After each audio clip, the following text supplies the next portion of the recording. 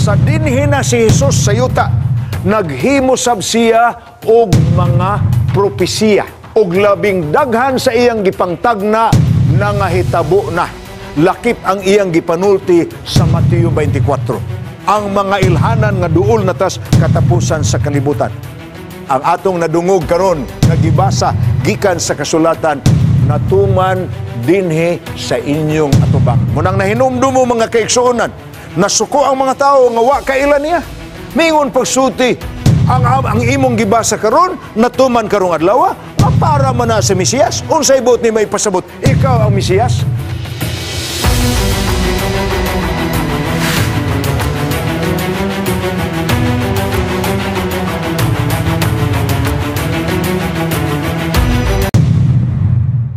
Tonight, our topic, who is Jesus? Kinsa maning Jesus nga gitawag nato ug maoy tubag sa atong suliran. I think it is very reasonable that we should study about the personality of this hope of all hopes. Sa Bible adunay question nga gipost nga nag-ingon, what do you think of Christ? Mabasa nato na sa Matthew chapter 22 verses 41 and 42. Pangutanan ni mga igsoon nga nasulat sa balaang kasulatan apan tubagunon ni sa matag usa kanato unsa may imong hunahuna mahitungod kang Kristo. Ang opinion sa kalibutan mga kaigsuonan na bahin pag-ayo kalabot sa identity ni Jesus Christ. Ato matawag nga siya karon mao ang the most controversial figure in the history of our world. To millions of Christians, Jesus is God, made manifest in human flesh. Iyon ana ang pagtuo sa baga nga hutong minilyon nga mga Kristohanon nga nagtan-aw sa iyang pagkadiyos. Apan to millions of non-Christians, Jesus is an ordinary man. Perhaps just happened to be the best man who ever lived. Naaman po'y dagko ang mga religious leaders sa mga uban nga great religious faith. For example, we have known that the Quran, Muhammad recognizes Jesus Christ as a great prophet. Gandhi recognized the greatness of Jesus Christ. Yes, for some, he is an extraordinary man, but nothing more beyond that. But to millions of others, Jesus Christ is just a name.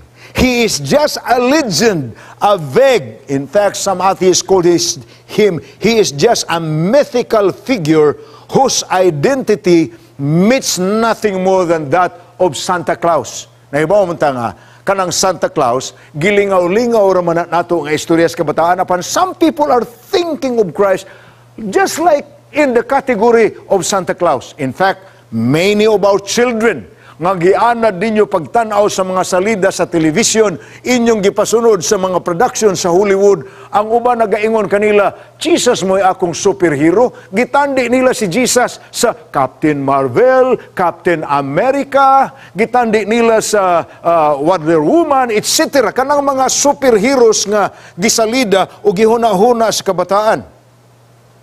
But those who worship Jesus believes that they have the best reasons for doing it. Sa ato pa, sama nako, sama sa uban nga kauban nako nga nag-ila kang Kristo nga Dios, may hinungdan ug dili namo ikapangulipas. Pasigarbo namo sa kalibutan ang hinungdan nga nung nagasimba kami kaniya. We are eager to share with others the evidence that has convinced us of the deity of Christ. Now, sa Bible mga kaigsuonan, dunay claims si Jesus Christ. Ang iyang claims, at least 7 claims. Niay pipila ka claims, ako ni ipakita kaninyo. Ang number 1 iyang claim, ato ning tan-awon, one by one. Jesus claimed eternal pre-existence and equality with God. Gani sa Revelation mitawag siya siyang kaugalingon nga I am the Alpha and the Omega, the beginning and the end. O ang uban nga passage sa Scripture sama sa Colossians 1 nagaingon nga siya diha ng daan mismo sa pagtukod sa kalibutan. Christ claimed eternal pre-existence and equality with God. We read that, for example, one text in John 17 verses 5 and 10. Words of Christ. Maingon siya, now, Father, glorify me together with yourself, with the glory which I had with you before the world was. Christians who believe that Christ is God also believe that He was there in charge of creation, just as what is written in Genesis chapter 1. That's claim number 1. Another claim of Christ is He claimed complete freedom from personal sin. Wala siya'y sala, giangko na niya. Juan 8:46. Niangkon siya nga wala siya'y sala. Gani, mabasa po nato na sa pinulungan sa magsusulat sa basahon sa Hebrehanon, Kapitulo 4, versikulo 14 o 15. Sama sa ubang tao, gitintal siya, apan bisan sa makadiyot, wala siya magpakasala ni mamansahe sa sala. That's another claim of Christ. It's a very bold claim. Another claim of Christ is, He claimed to be the only means of saving access to God. Ang buti pasabot, ana, dili mo kagamit og laing alan og buot kamong maluwas. Mabasa nato ang iyang claim sa John 14 verse 6. The words of Christ which says, I am the way, the truth, and the life. No one cometh to the Father except through me. Grabe na nga claim. O sa John 8:24, He reinforced that claim. Sa John 10 verse 9, He reinforced that claim. Ang iyang giingon sa John 10 verse 9, ako mao ang pultahan. Bisan kinsa nga muagi, pinaagi kanako, mamaluwas. Oh, brothers and sisters, ladies and gentlemen, that's such a bold claim. Now let's proceed to another claim of Christ. He claimed power to forgive sins against God. You know, sa Bible, duha ka butang ang gitawag og pasipala batok sa Dios. Ang number 1, ang tao nga magpaka-Dios, pasipala na. Or ang tao nga muangkon nga siya Dios, pasipala na. Ikaduha, prerogative sa Dios ang pagpasaylo sa sala sa tao. Kung dunay tao nga mupasaylo sa iyang isig katao sa sala nga nahimo niya batok sa Dios, pasipala ang ngalan ana. Of course, dili pasipala kanang ang tao nakasala nimo unya mangayo siya pasaylo nimo, imo siyang pasayloan and you forgive him. That's the personal sin committed by another person to you. But as far as God, Jesus is concerned, He claimed power to forgive sins against God. Mabasa nato na sa Mark chapter 2 verses 5 to 10. The other claim of Christ, He claimed power to foretell the future. Nag-angkon siya nga nahibalo siya unsay mga butang umalabot. Siya nag-angkon nga siya ang nagtug-an sa mga hitabo sa kaugmaon ngadto sa mga propeta. Mabasa nato na sa John 14 verse 29. He claimed power to foretell the future. Another thing, Jesus claimed power to conquer death and to raise the dead. Grabe. Kamatayon, malupig niya. Siya ang nakapildi sa kamatayon.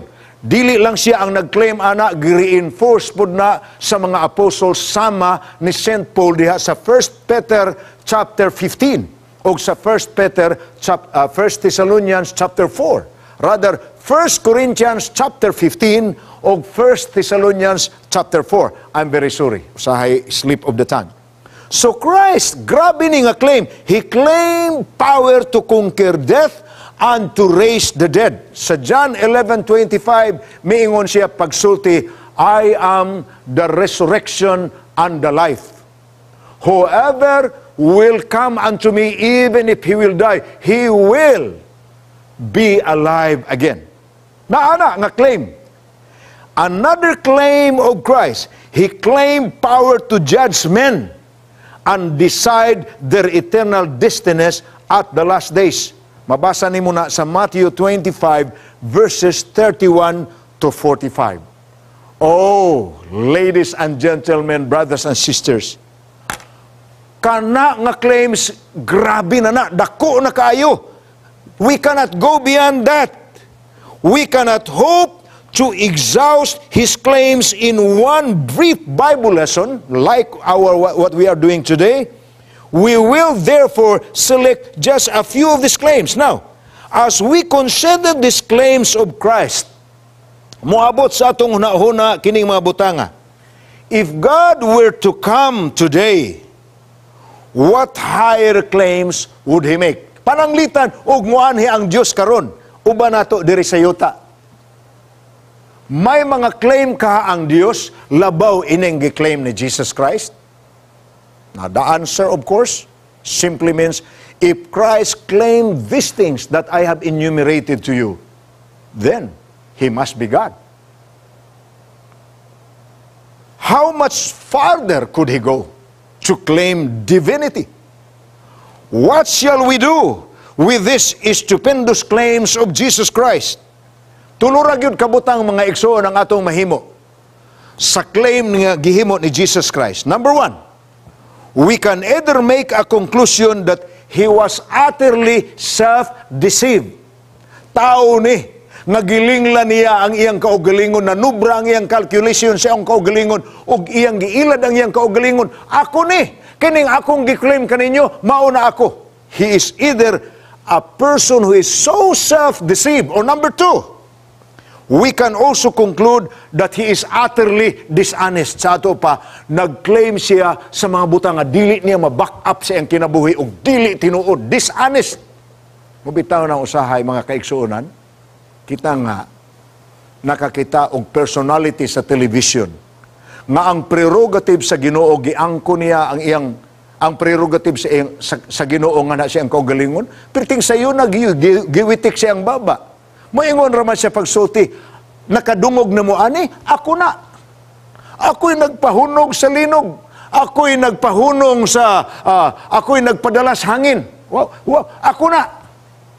Nakadungog mong muni muna ang nahitabo. Ako to.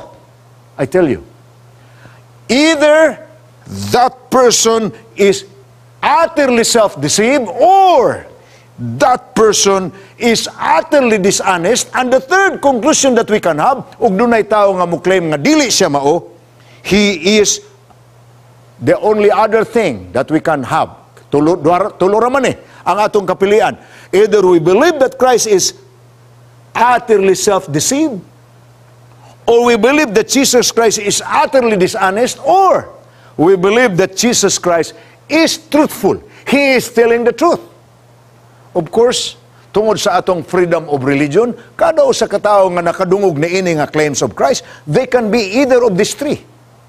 On our part here, in Hope Channel, on our part, I am among those who believe that the claims of Christ are truthful. He is telling the truth.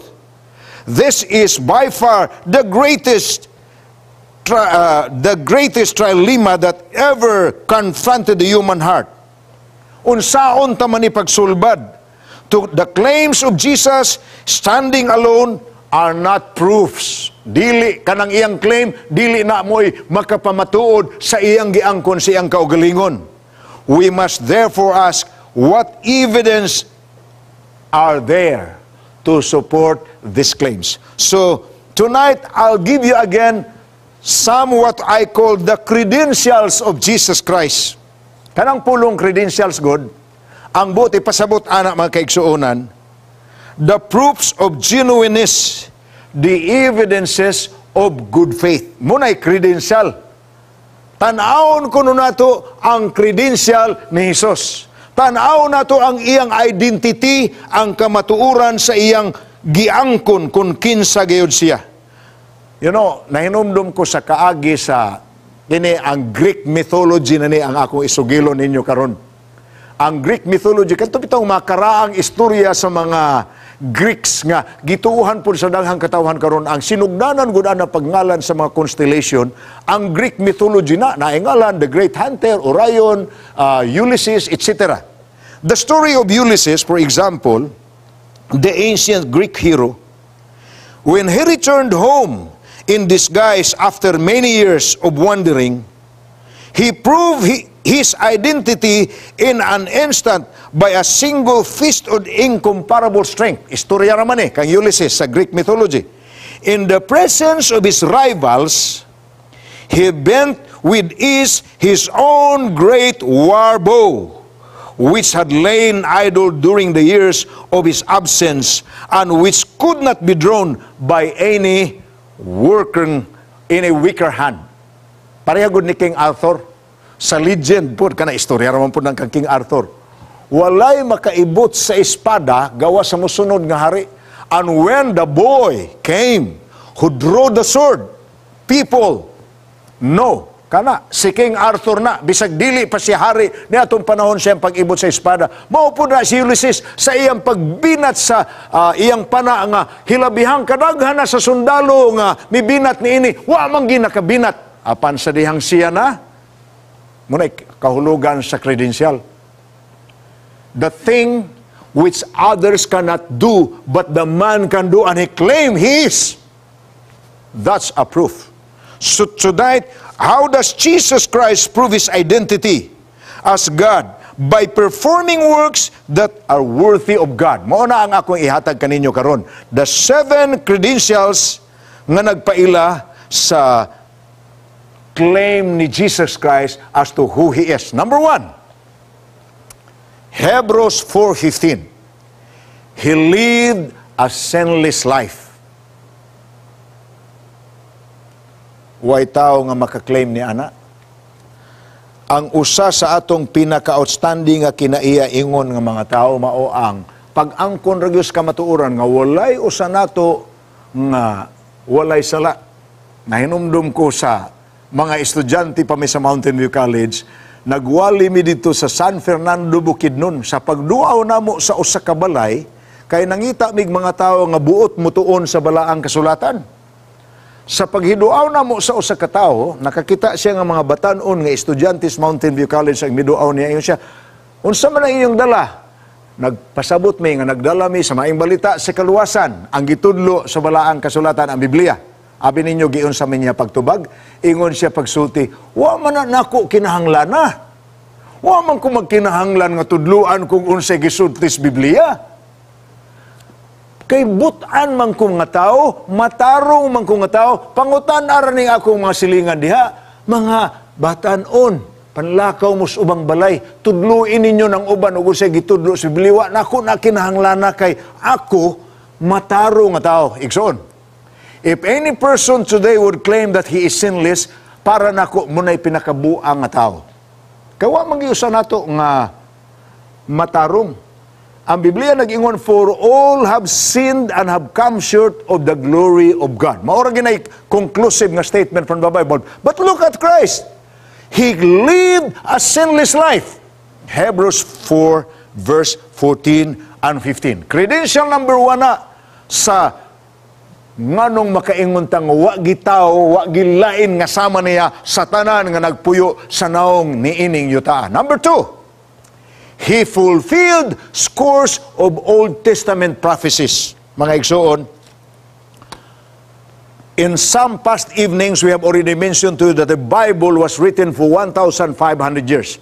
From the time of the first writer, si Moses, hangtod sa time sa last writer, si John the Revelator.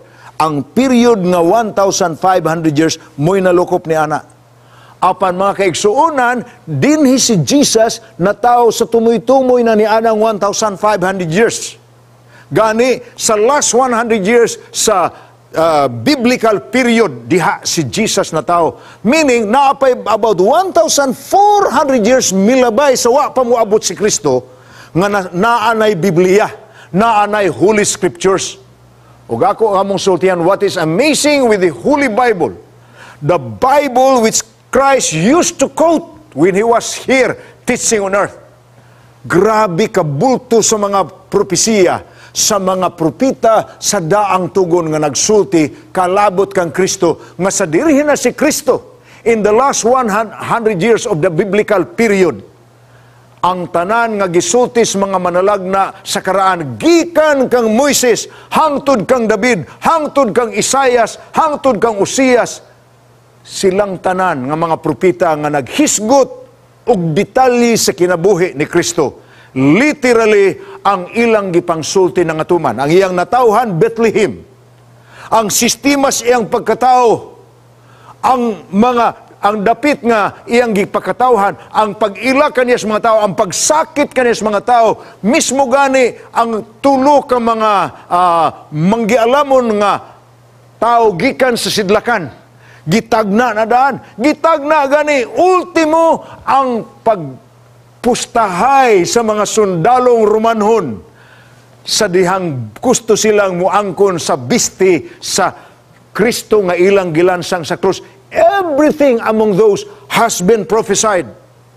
Mismo ang pagbaligya ni Judas kang Ginoong Hesus ngadto sa mga saserdote sa Jerusalem sa 30 pieces of silver. All those had been prophesied. So, Christ fulfilled scores of Old Testament prophecies, and there is no other character in Scriptures that has that. Doon na may pipila ka karakter nga, giprophesy na po sila sa Old Testament. For example, John the Baptist.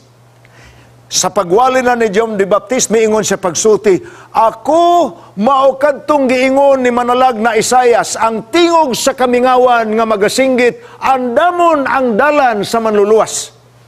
He claimed that he was the one who was prophesied by Isaiah, but that's very isolated. But as far as Christ is concerned, na hinumdum mo sa dayong kahuman sa iyang bautismo ni Juan Bautista, paglugsong niya sa Nazareth, nga mabasa ninyo na sa Lucas Kapitulo 4. Gitugyanan siya sa tigdumala sa templo nga siya ang mubasa sa scripture sa atubangan sa katawhan nga nanimba sa adlawng Sabado kay batasan man niya sumala sa Lucas 4:16 nga kada Sabado musimba gyud siya. Paghimo niya ni ana gibasa niya ang passage sa Isaiah chapter 61.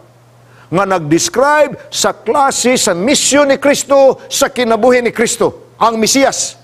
Humaniyag basa mga igsoon, mitindog siya sa atubangan sa katilingman ug miingon pagsulti, ang inyong nabasa karon, ang atong nadungog karon nga gibasa gikan sa kasulatan, natuman dinhi sa inyong atubangan. Munang nahinumdum mo mga kaigsuonan, nasuko ang mga tao nga wa kailan niya. Miingon pagsulti, ang imong gibasa karon natuman karong adlaw nga para man na sa Mesiyas. Unsay buot ni may pasabot, ikaw ang Mesiyas. And you know the rest of the story, giabog nila si Jesus kay nasuko sila kaniya. But again, credential number 2 of the claims of Christ, He fulfilled scores of Old Testament prophecies. Credential number 3, He made predictions of His own, many of which have already been fulfilled. Gawas nga naay mga tagna sa mga propita sa daang tugon, sa dinhi na si Jesus sa yuta, naghimo sab siya og mga propesiya. Og labing daghan sa iyang gipangtagna nangahitabo na. Lakip ang iyang gipanulti sa Mateo 24. Ang mga ilhanan nga duol natas katapusan sa kalibutan. Those are prophecies of Christ. Credential number 4. Christ performed miraculous works, even raising the dead. Now, sometime, a few nights ago, nahisgutan tanani nga even the powers of darkness, even the devil, and his fallen angels, wala bawiya sa Dios kanila ang ilang supernatural power sa dihang gihulog na sila human sa gubat sa langit o gipadala diri sa yuta. Busa, posible nga ang yawa ug ang iyang mga sumusunod makahimo pud og milagro. Because miracles does not always mean the power comes from God. Naamay, makahimo gani ang salamang kiro, paghimog magic. But Christ performing many miracles. Imagine, kung subayon nimo ang kaagi sa Biblia, kapin sa 30 ka record sa Bible nga ang mga masakiton nga naas kategorya sa imposible na kaayo nga pagkaayo na nga ayo. Now, is an extraordinary feat. No one in the history of the Jews, the Hebrew history, has ever done that. Naidaghan nga ni claim nga sila po ang Misaya, but they were not able to do what he did. Muna ang katong pananglitan katong pagmagic niya sa pagpakaon niya sa 4,000 ka mga tao nga ang iyang gipahat-pahat ang kanturang 2 ka tinapay ug 5 ka isda nga dala sa usa ka gamayng bata. Unya nakakaon ang 4,000, unya may sobra pa nga gipakulik niya sa mga tinunaan nga naabot og 12 ka bukag. Now, I mean, nothing like that has ever happened before. Muna nga, usa kadto sa mga hinungdan, nganong pagtigom sa katawan, maingon sila, wala tay laing gipangita, wala tay laing gihulat, mauna ni ang Mesiyas nga gitadna sa Biblia, mauna ni ang atong gipaabot, muna ni mangulo kanato aron malupig nato kanang gahom sa Roma. They were thinking that with supernatural powers that He has shown them, with the miracles, the many miracles that He has fulfilled, nakaingon sila, mauna ni ang atong gipaabot nga Mesiyas. Gani ang highlight gyud mga igsoon sa iyang miraculous power, ang record nga mismo ang mga patay iyang gibanhaw. Ang anak nga dalagita ni Jairus iyang gibanhaw. Si Lazarus nga 4 na ka adlaw didto sa iyang lubong iyang gibanhaw. Christ performed miraculous works. Christ even raised the dead. That's credential number 4. Nga maingon ta wala nagilain. He is who He is as He claimed to be. Credential number 5. He rose from the dead.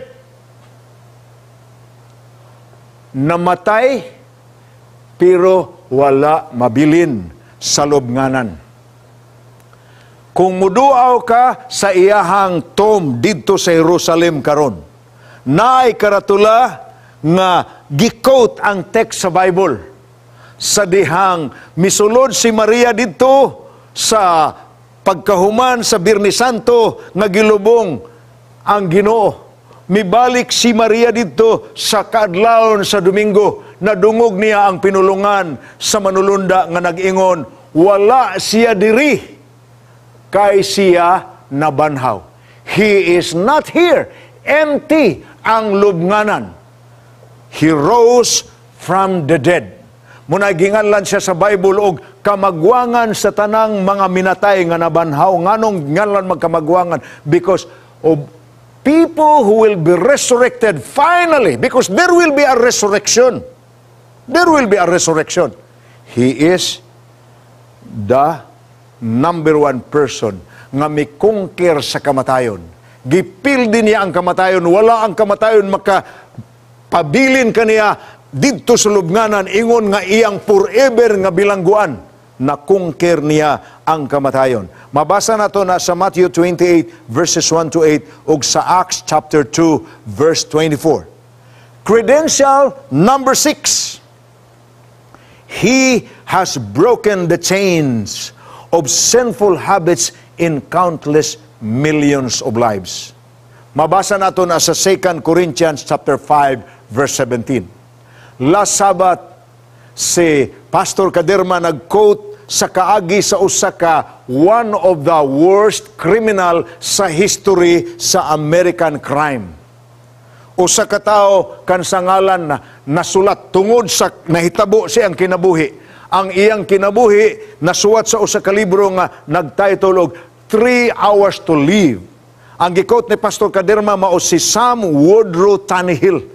Usa ka tao nga kriminal nga ang punishment sa gobyerno kaniya ang kamatayon ra gyud. kay dili naman siya angay pabuhian ngadto sa sosyedad, kay kuyaw man mo nang hingalag public enemy naman siya. He doesn't deserve to live with the society again. But such a man who was able to read the Bible while he was in jail, Bible pagyud nga hinatag sa usa ka tigulang, nga ang tigulang niingon, Bible na sa akong anak, ug kana nga Bible ako lang ning ihatag nimo kung mapasalig ka nga imo ning basahon. Gidawat lang pod ni Sam Tannehill tungod kay kumplemento nga pagdawat apan while he was reading it. Primero naglibog siya unsa yang ibasa. Kaya abi niya, uy, kining gingalan nila Kristo. Nagsugo man siya mga barkada nga kawaton ang kabayo. Oh, may gang di ini kawatan ning kabayo. Unya pagtambong niya dito sa kasal sa Kana. Gimagic man niya ang pila ka banga sa tubig, gihimo niya nga wine para sa pag-entertain sa mga manambungay sa kasal. Nakaingon si Sam Tannehill, palahubog ni nga tao. But when he completed the reading of the Gospels, Sam Tannehill knew that this is a man who has made change in the lives of millions, ug ang nakapahilom sa iyang konsensya nga hasul ka is daghang kasalanan kadto ra gyud iyang pagpangayog pasaylo sa ngalan ni Hesus. So gitaytulan ang libro ni Sam Tannehill og 3 hours to live tungod kay wala siya mamatay nga walay paglaom. Ang iyang paglaom, iyang gibahin gani sa upat ka piniriso, silang tulo nakabig ug usar gyud ang iyang giampo sa dayon niyang kamatay nga unta ang another person will be also converted to Christ. Mga kaigsuonan, if we will tell you the stories of hundreds and thousands of people nga may testimonyo kalabot sa kausaban sa ilang kinabuhi, we will have several volumes of books. But it is true that Christ has changed the lives of millions of people. Gikan sa mga taong kahig kasing-kasing, gikan sa mga taong mangtas o kinaiya, na ngahimong malumo, mahigugmaon ng mga katawhan. That's credential number 6. Credential number 7. The last of Christ's credentials. He allowed himself to be addressed as God and accepted the worships which belongs only to God. Mga kaigsuonan, kung dili siya Dios, dili siya mudawat sa pagsimbas mga tao. Nahinomdom mo nga sa Bible, may mga katawhan nga ingon ni ana ang pagtratar sa mga tao kanila. Sama pananglitan si Pedro, sa nakaayo siya masakiton, gisimba siya sa mga tao. Si Pablo, sa nakaayo siya masakiton, gisimba siya sa mga tao. Kaya abi nila, siya na mao ang Diyos. Apan may badlong siya. Gani sa record sa pinadayag, si Juan miyukbo sa tubangan sa manulunda. Apan ang manulunda mingon kaniya, ayaw og yukbo kay samara ko nimo, binuhat ko sa Diyos. The only one who deserves our worship is God. Now, Christ, when He was here on earth, accepted the worship of the people who thought that He was God. And because He did that, igsuon, usa pa may lain imong claim. Ang ato maning gisugdan kaganina. We can either think that Christ was only self-deceived, or we can think that Christ was utterly dishonest, wa magtuga ang tinuod, daghan ang nailad niya samas mga impostors, or we can only have one conclusion. Christ was telling the truth as to who He is. Mga kaigsunan, mauna ang mga credentials ni Jesus Christ. As we examine these credentials of Jesus, 3 further questions arise. What better credentials could He offer?